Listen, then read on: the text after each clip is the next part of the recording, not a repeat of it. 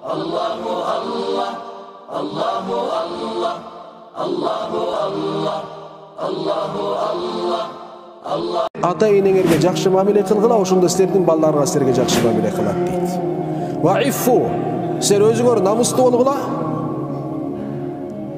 Ва таиффу нисаукум, ошондо силердин аялыңар намыстуу болот дейт. Пайгамбар алейхиссалату вассалам.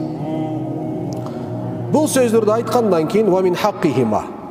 Ата-эненин акысы эмне болуп эсептелет дегенде бирден эсептеп атат. Караңыздар. Биринчиси, ан ятамаллака лахума.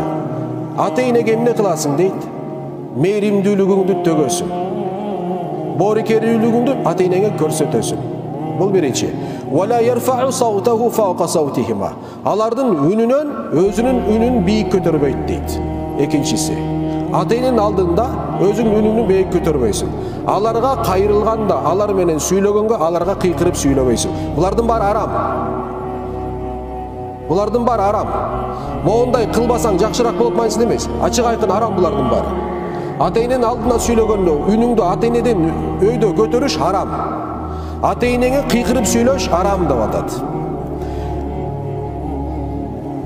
Дин буйруган, мубах кылган нерселерди буйруган болсо, буларга эмне кылабыз? Ата-энеге моюн сунабыз, аткарабыз. Себеп дегенде Алла Тааланын ыраазылыгы ата-эненин ыраазылыгына байланган.